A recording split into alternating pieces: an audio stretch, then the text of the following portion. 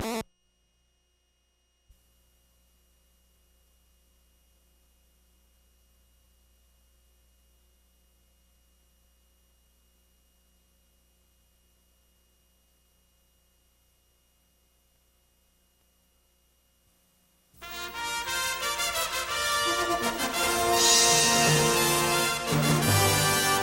on, belted.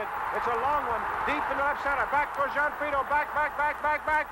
He makes a one-handed catch against the bullpen. Oh, doctor. It's This Week in Baseball's Greatest Plays. All of the best plays in baseball can be yours with this action-packed video. Go around the horn in style, making a special stop in the Wizard's world. Swing, a one-hop shot, diving play by Ozzie. Long throw, you wouldn't believe it. To be a good fielder, you have to develop the ability to improvise. Ozzie from the outfield grass. Oh, is he sweet or what? Some of these plays are so incredible, you'll have to hit rewind and watch them again and again. To order for just $19.95, call 1-800-524-1122. This Week in Baseball's Greatest Plays. You'll see the great Johnny Bench, whose cannon arm intimidated opponents as he revolutionized the position. You'll see other notorious masked men, like the Iron Wall, Mike Scioscia. I have never in my life seen a catcher block home plate like Mike Scioscia. Call 1-800-524-1122. You'll get a bona fide bonanza. Bo Jackson on the run. Makes a diving catch. A tremendous play by Bo Jackson. I've known this guy for 26 years, and nothing he does phases me. Bo on the charge. Bo is there.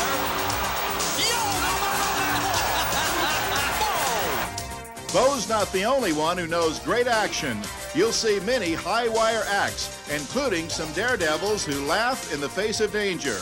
Get it all on This Week in Baseball's Greatest Plays. Call 1-800-524-1122. That's 1-800-524-1122. Visa and MasterCard only. A memorable event has immediately followed the World Series every year since 1943. It's the production of a World Series highlight film, which is commissioned each year by Major League Baseball. In the past, these films have been kind of hard to find, but now a limited number are being made available. The World Series films have an interesting history. They've been in color since 1959, and since 1982, they haven't been on film at all, but videotape productions. Beginning in 1969, they've contained material not seen on television, including, in some films, exclusive interviews, sound from wireless microphones, and camera angles not seen on the TV coverage. Since all the videos being released are of classic World Series, you may have a tough time deciding which ones to watch first. But for right now, get comfortable and relax, because you're about to watch America's premier sporting event, the World Series.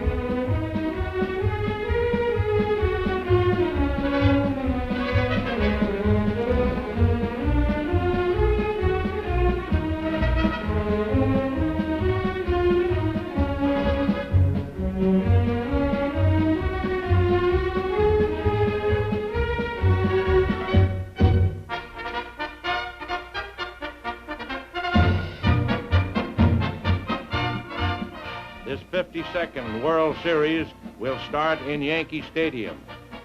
There's nothing quite equal to the excitement of a World Series opener.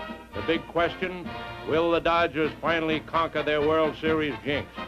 Walt Alston, the Dodgers pilot, and Casey Stengel are besieged by the photographers, an old World Series custom. It's the 15th World Series for coaches Frankie Crosetti and Bill Dickey, one-time Yankee stars, an all-time record. It will be Whitey Ford for the Yankees, Big Don Newcomb for the Dodgers. Don won 20 and lost 5 this season. Whitey was 18-7 for the Yankees. Real veterans of the Classic are the rival shortstops. Pee Wee Reese of the Dodgers is going into his 6th World Series. Rizzuto of the Yankees is 9th. Game time is drawing near, and the huge crowd is on edge. And there they are, the Dodgers and Yankees in full strength. All are silent as the band plays the national anthem and the flag is raised. The ground rules are being discussed, and here come the Yankees for the start of game number 1. Junior Gilliam, Brooklyn's leadoff batter, faces Whitey Ford, and the World Series is on.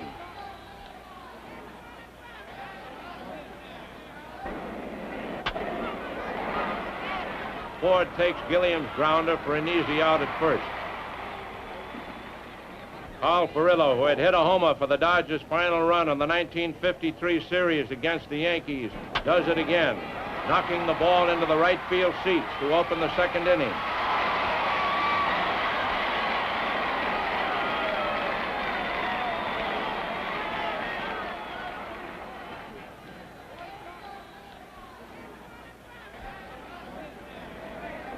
After Hodges bounces out, Jackie Robinson slams a triple to left center.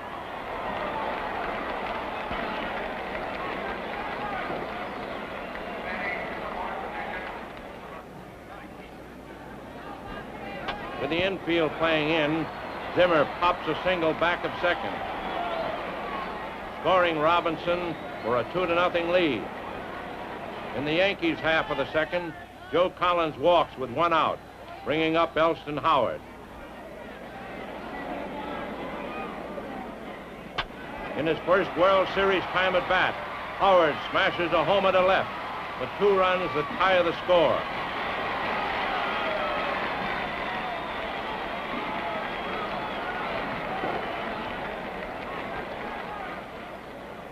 Duke Snyder, who hit 4 homers in the 1952 World Series, opens the Brooklyn third with a tremendous blow into the third tier in right field, and the Dodgers go ahead 3-2.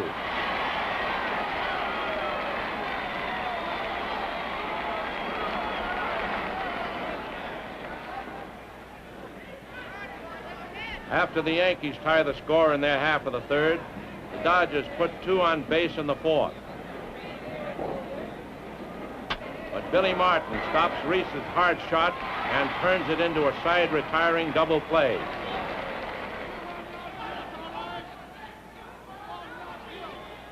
To start the Yankee 4th, Joe Collins connects. It's a homer into the lower right field seats, giving the Yankees a 4-3 lead.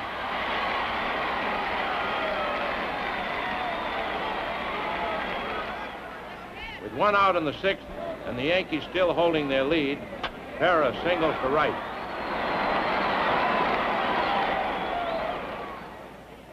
And here's that Collins man again.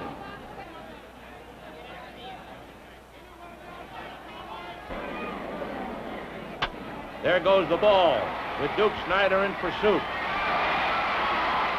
He jumps in vain as the ball clears the scoreboard in right center for 2 runs and a 6-3 Yankee lead. That's the 5th home run of the day.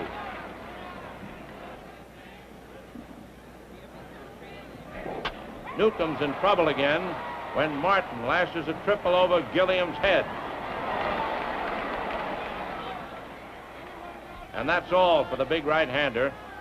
Don Besson is the new pitcher for the Dodgers, and Eddie Robinson bats for Rizzuto. But Martin's anxious to score. And umpire Bill Summers calls him out at the plate on an attempted steal. with Carl Furillo on first and one away in the Dodgers' eighth.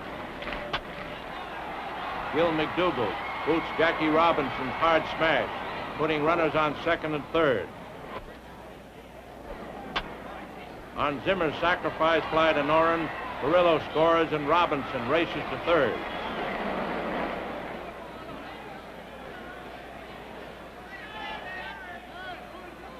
With pinch batter Frank Kellert at bat, Robinson dashes for the plate.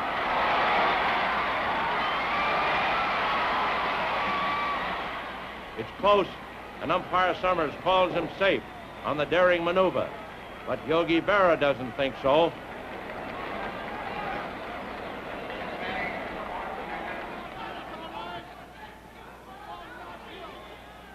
Stengel sends Bob Grimm to the mound in the Brooklyn ninth to protect the narrow edge, and Reese is called out on strikes.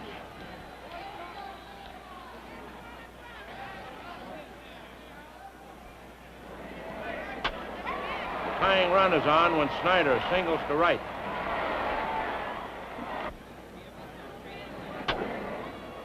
But Bauer goes deep for Campanella's curving drive. 2 out.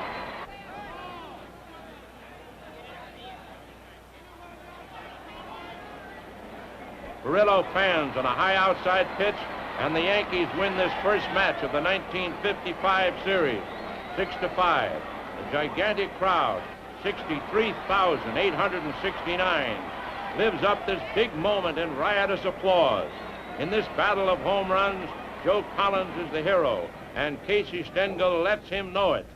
And the fans will never forget the sight of Jackie Robinson tearing for the plate on his daring steal.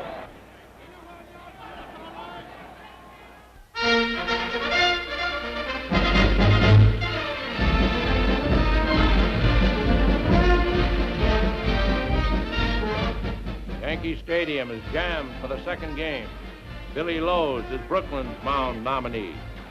Tommy Byrne will try to baffle the National League champions with his southpaw slants. After Reese launches the Dodgers' fourth inning with a double, Snyder drives him home with a single to right. The National League champions lead 1-0.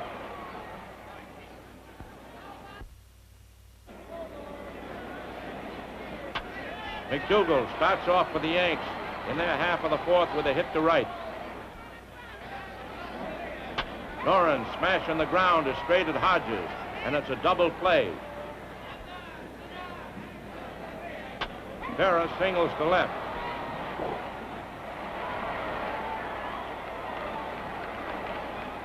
And Collins gets a base on ball.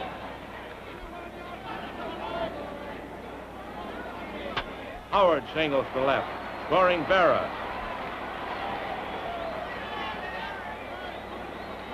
Collins holding at second. When Martin singles to left, Collins comes in and Howard pulls up at second.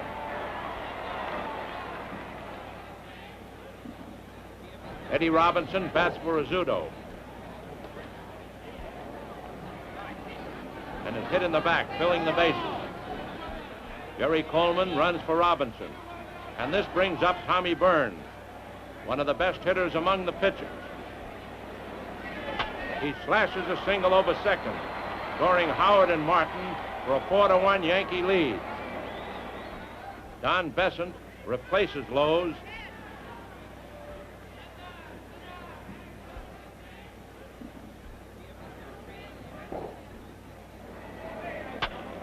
Gilliam's base hit to left with 2 out in Brooklyn's fifth scores Robinson, and the Dodgers trail 4-2. In the ninth, Tommy Byrne is only an out away from victory, and it's all over when Hodges goes down swinging.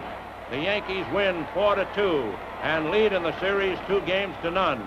It's a thrilling triumph for Byrne, whose arm and bat wrecked the Dodgers.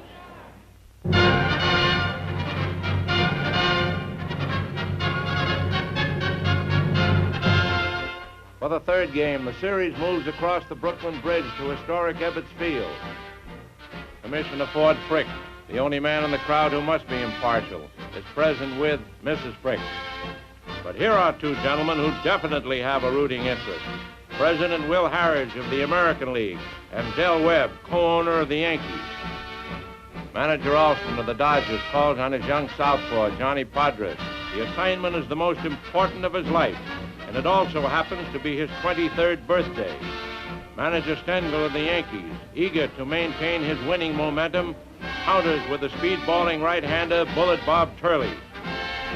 Brooklyn's faithful fans roar in salute and hope as the Dodgers take the field.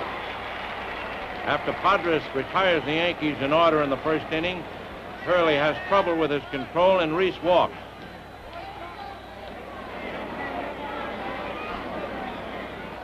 Then with 2 out, Campanella blasts a home run, his first hit of the series, and Brooklyn leads 2-0.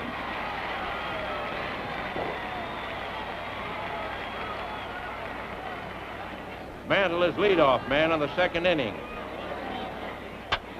and powers a 390-foot homer into the center field stand.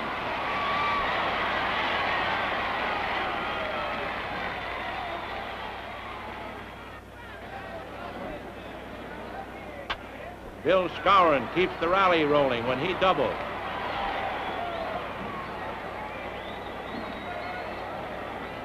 Podres gets the next 2.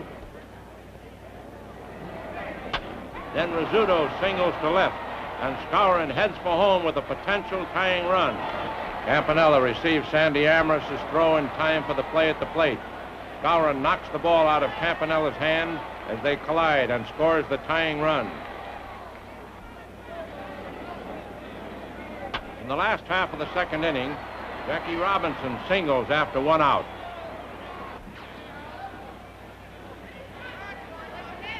Turley's first pitch hits Amoros.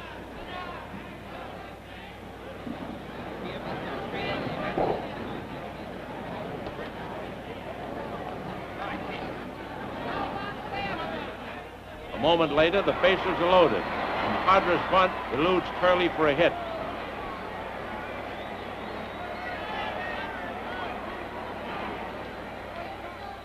The Yankee pitcher appears upset and walks Gilliam to force Robinson home and snap the tie.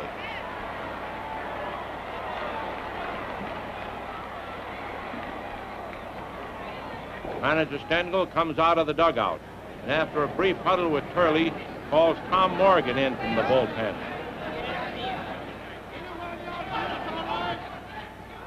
But Morgan can't find the plate and walks Reese to force Amoros home. And the Dodgers lead 4-2. The Dodgers added 2 runs in the 4th to widen their margin to 6-2. The Yankees scored 1 in the 7th, making it 6-3 Dodgers. In the Dodgers' 7th, after 1 out, Jackie Robinson smashes a double to left field and races on to third when he decoys Howard into making a throw behind to second base. Amoros singles and Robinson trots across the plate. After Podres forces Amoros with a bunt, Gilliam revives the rally with a walk. Reese then singles to tally the Brooklyn pitcher, and the lead is lengthened to 8-3.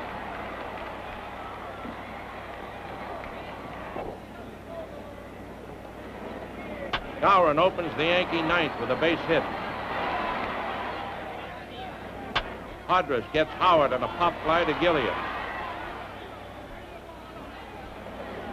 Reese backs into short left for Martin's easy fly. Rizzuto also pops up feebly to Gil Hodges, and Brooklyn's first victory is secure as Podres slams the door on any dramatic Yankee rally. Podres calls his 7-hit victory the best birthday gift he's ever had. Campanella, in addition to doing a masterful job of handling Podres, pounded out a single, double, and homer. Jackie Robinson also had a good day, handling 7 fielding chances, collecting a single and double, and flashing his old-time baseline daring.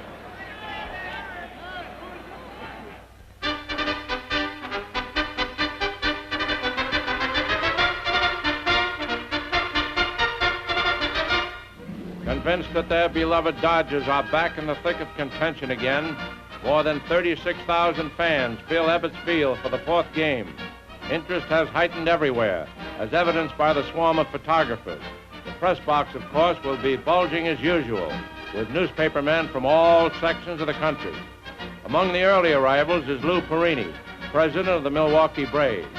From the American League side, there is Joe Cronin, general manager of the Boston Red Sox, and Spike Briggs, president of the Detroit Tigers, with Mrs. Briggs. The pitching rivals in the fourth game are Carl Erskine, veteran right-hander of the Dodgers, and Don Larson of the Yankees.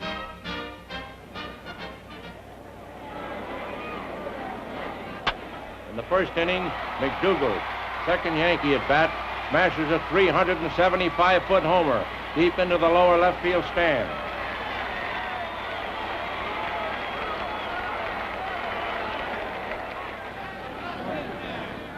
In the second inning, Collins walks. After Collins moves to third on a sacrifice and infield out, Rizzuto steps to the plate. Little Phil singles to left and Collins scores. It's Yankees 2, Dodgers nothing.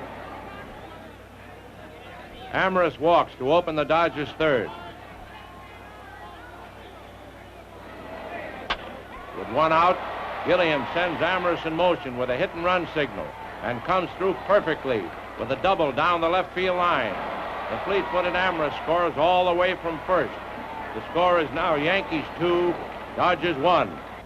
When Berra singles and Collins walks to open the fourth for the Yankees, manager Alston removes Erskine from the mound and summons Besson. With one out, Collins steals third after getting a big jump on Besson. Martin pokes a broken bat single just over Gilliam's reach, and Collins scores. Rizzuto ends the inning when Robinson makes a fine pickup of his grounder and turns it into a double play. The score, Yankees 3, Dodgers 1.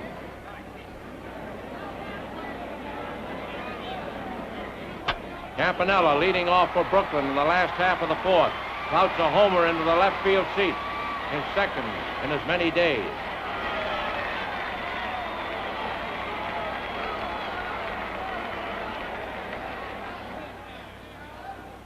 After Perillo beat out an infield hit, Hodges slams an outside pitch over the fence in right center field, scoring Perillo ahead of him, and Brooklyn takes a 4-3 lead.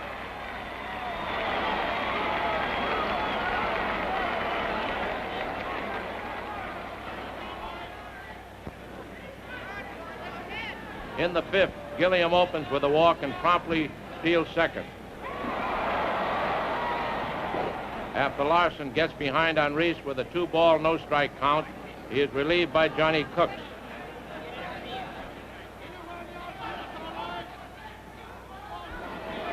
Reese is credited with a hit on a smash to Collins when Cooks fails to cover first base in time. Gilliam takes third on the play.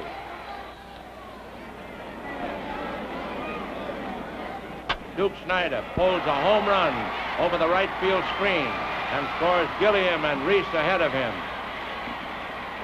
It's his 7th in World Series play and pads the Brooklyn margin to 7-3.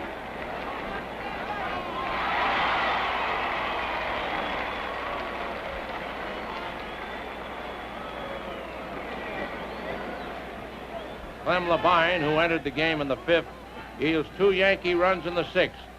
But in the Dodger 7th against Rip Coleman, Campanella opens with a single to center.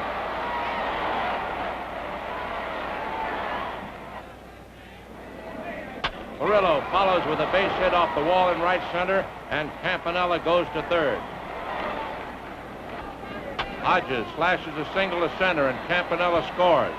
The Dodgers take a commanding 8-5 lead.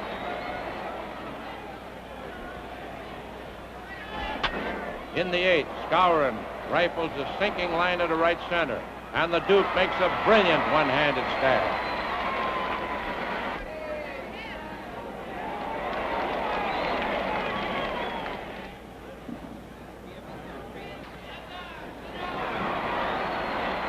Labine tosses out Mantle for the final out of the game, and the frenzied Flatbush fans go wild as the series is deadlocked at 2 victories each. The triumph goes to Labine for his first win over the Yankees in World Series competition. While he checked the Yankees with 3 hits in the last 4 1/3 innings, Brooklyn power prevailed for an 8-5 victory. Campanella, Snyder, and Hodges hammered out homers. For the second straight day, Campanella collected 3 hits. Hodges also got 3.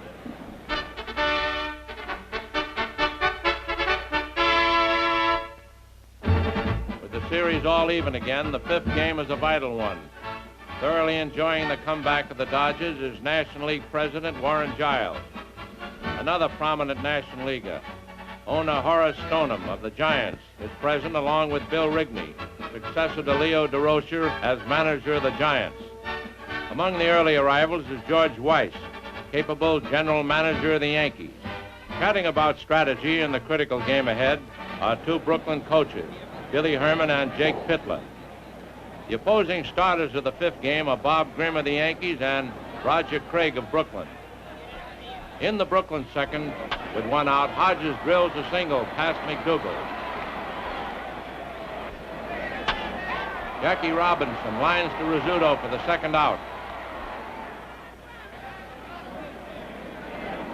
That brings Amherst to the plate. And he wallops the ball high over the right field screen for a home run, scoring Hodges ahead of him for a 2-0 lead.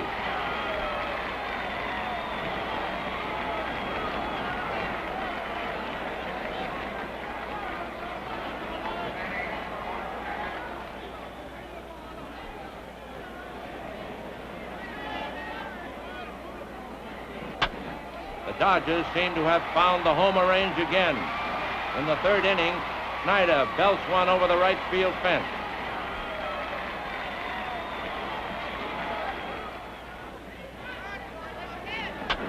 It looks like the Dodgers are going to break loose again when Campanella lines the ball to left center, but Noren makes a sensational diving catch.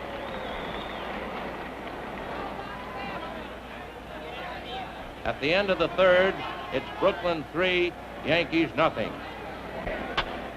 Berra launches the 4th inning for the Yankees with a hit off the scoreboard, and Perillo's fast fielding holds it to a single. With 1 out, Eddie Robinson walks. Martin drops a single into left field, scoring Berra, and the Yankees trail 3-1.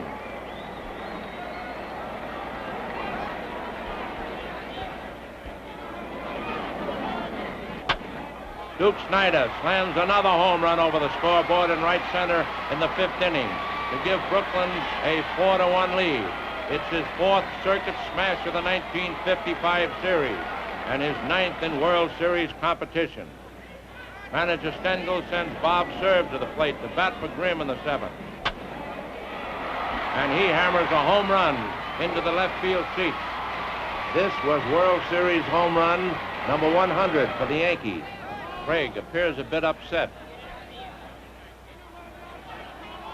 He loses control and Howard walks. Manager Alston summons Labine from the bullpen for his 4th relief appearance of the series. Noren slaps a 1-hopper to Hodges, and Gill turns it into a double play. It's another brilliant rescue job by Labine, and the Yankees have to settle for 1 run and are still behind 4-2. Berra blasts open the 8th inning for the Yankees with a home run over the right field fence, and Brooklyn's lead is cut to 4-3.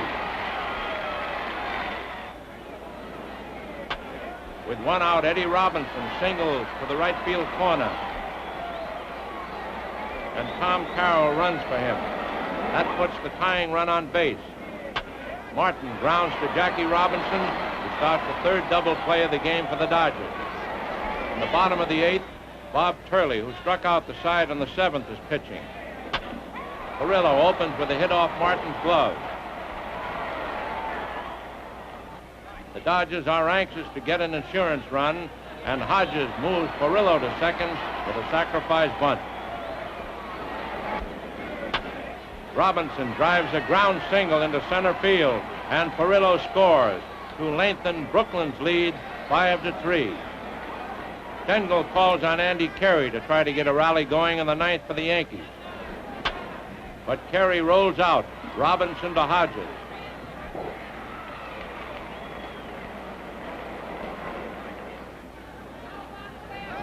Manager Stengel sends Tommy Byrne up to bat for Turley. He grounds out. Gilliam to Hodges. Howard now is the last hope for the Yankees. But Labine also retires him on a grounder to Gilliam, and the Dodgers win 5-3. For the first time in World Series history, a team has come roaring back to win 3 straight after losing the first 2 games. The crowd of 36,796, largest ever to see a series game in Brooklyn, rocks Ebbets Field with tumultuous outbursts. Labine and Snyder are the principal figures in the Brooklyn triumph. Labine allowed only 1 run in the last 3 innings to preserve Craig's first World Series victory. Snyder, with 2 home runs today, increased his National League record to 9 for World Series homers, and now is topped only by the mighty Babe Ruth with 15 and Lou Gehrig with 10.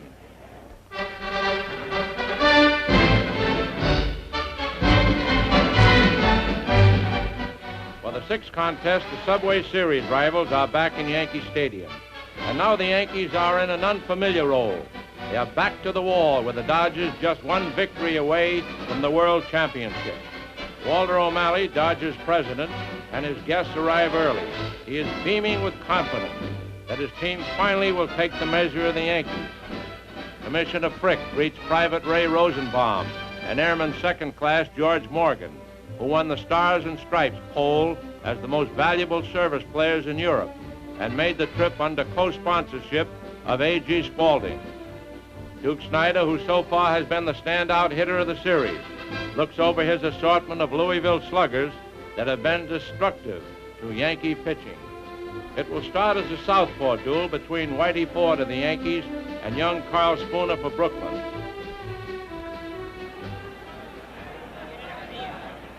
Spooner's control is bad at the outset, but after he walks Rizzuto, he strikes out Martin.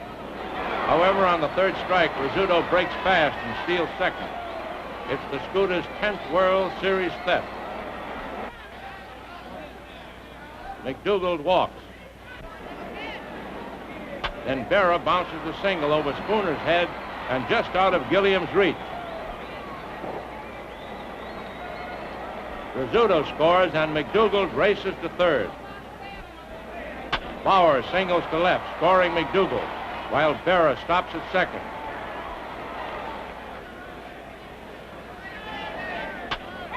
Skowron drives a home run into the right field stands, and Berra and Bauer score ahead of him, and the Yankees have a 5-0 lead. Bill Skowron's homer is the 17th of the series to tie the 1953 record set by the Yankees and Dodgers. That's all for Spooner, and Russ Meyer comes in to end the uprising. In the Yankee 3rd, Bob Cerv is at bat with 2 on and 1 out. He grounds to Robinson, who tags Berra and throws to Hodges for a twin killing. It's the 11th for Brooklyn to set a new record for one team in a World Series. Reese opens the 4th inning for the Dodgers with a single over second base. It's Brooklyn's first hit off Ford. Snyder hurt his knee chasing Skowron's fly in the 3rd, and Don Zimmer bats for him. Zimmer strikes out. Campanella walks on 4 pitches as Ford has a wild streak. Perillo singles past the sprawling Rizzuto, and Reese scores.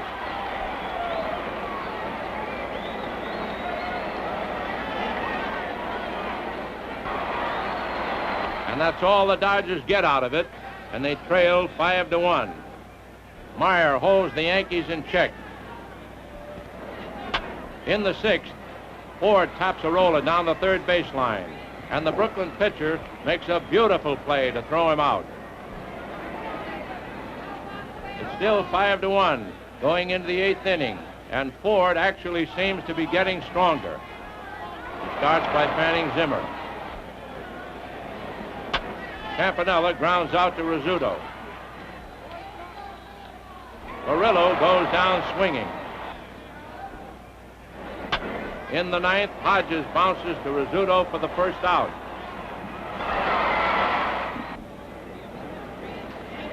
Robinson drives a hot smash at McDougal, who makes another fine play to throw him out. Ford is now 1 out away from a victory that will prolong the series. He fans Sandy Amherst. The Yankees win 5-1, and the series is all square once more at 3 victories each. The Yankees rush in to congratulate Ford, who completely dominated the game, aided by the decisive home run by Bill Skowron, the former Purdue University star. Ford, who pitched 8 innings in his opening victory, needed no help in this one. He allowed only 4 hits and struck out 8.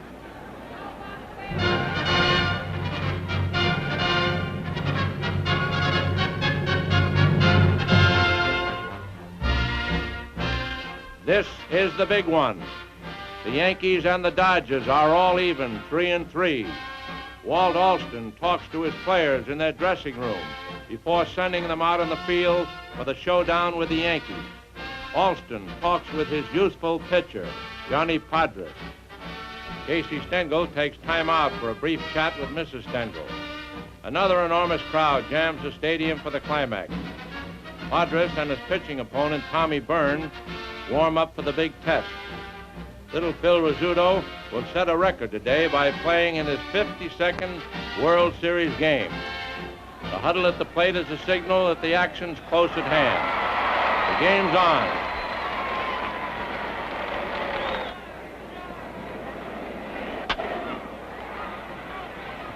Rizzuto takes Gilliam's high hopper and Byrne breezes through the first inning.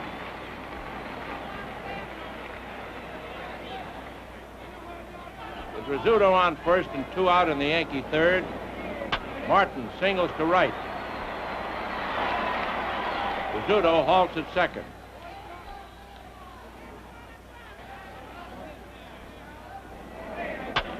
McDougal sends a roller toward third base. It hits Rizzuto as he slides into the bag, and the base runner is out. It's an automatic single for Gill. Padres is out of a jam, and still no score in the game.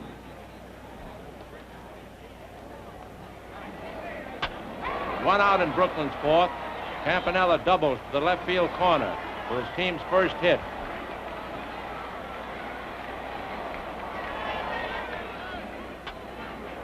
And goes to third while Rizzuto is pegging out Furillo.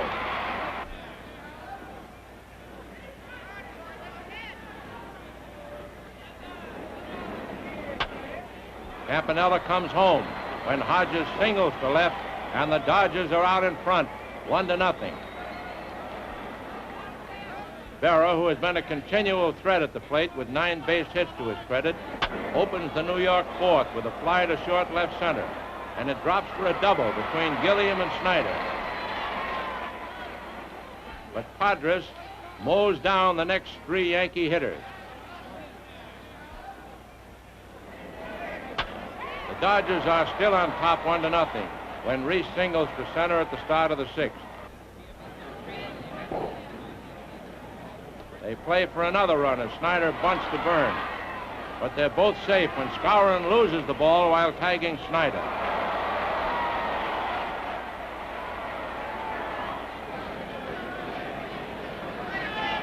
Campanella moves the runners to third and second on a sacrifice bunt. Casey Stengel orders Byrne to pass Furillo, filling the bases and setting up a double play situation. Again playing the percentages, Stengel brings in right-handed Bob Grimm to pitch to Hodges. Gill hits a sacrifice fly to Bob Serve, scoring Reese, and the Dodgers have a 2-0 lead.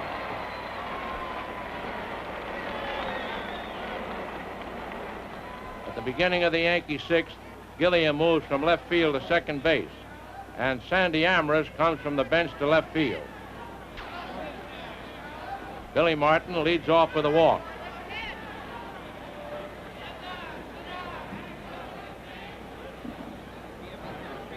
Gil McDougal beats out a bunt to Padres. and the Yankees have the tying runs on base. And up comes Yogi Berra.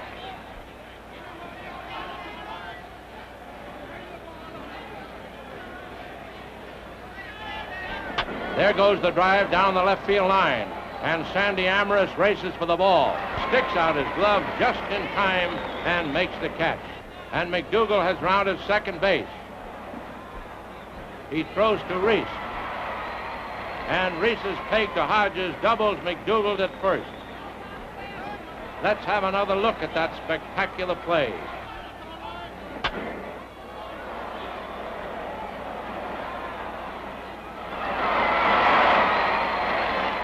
That double play is Brooklyn's 12th, the 19th of the World Series, both World Series records. Can Padres keep the Yankees at bay? That's what the fans are wondering when the 8th gets underway and the score still 2-0. Rizzuto pushes off with a single to left center. After Martin flies to Perillo, McDougal bounces a single off third baseman Hope into left field, and Rizzuto scoots to third. Here's Yogi Berra.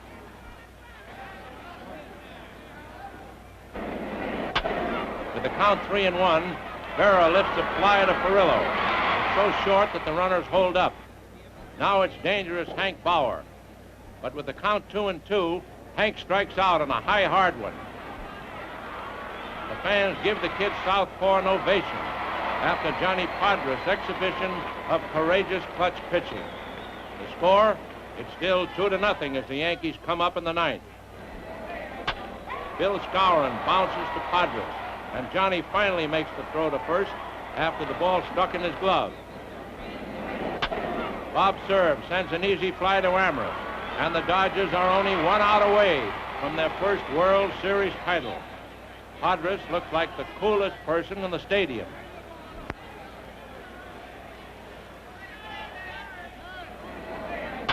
Elston Howard sends a grounder to Pee Wee Reese, and these Dodgers at last are world champions. Delirious with joy, teammates and fans mob the Brooklyn pitcher in wild acclaim. In the Dodger clubhouse is the pandemonium only a great victory can generate. And setting the zany pace are Gil Hodges, Duke Snyder, and Don Newcomb. This is Brooklyn's greatest baseball day. Newspapers shriek the tidings. Brooklyn Bridge goes topsy-turvy at this monumental event. The street signs rock along Flatbush Avenue, and downtown Brooklyn is almost upside down. The crowd files out, one which has showered cheers this day on the 23-year-old son of an upstate New York miner, Johnny Padres, truly a great competitor. It was a great series. There will be others as long as this great game of baseball is played. There will be new heroes because baseball will always bring you great new players and exciting ball games. See a ball game often. Follow your local team. It's fun for the entire family.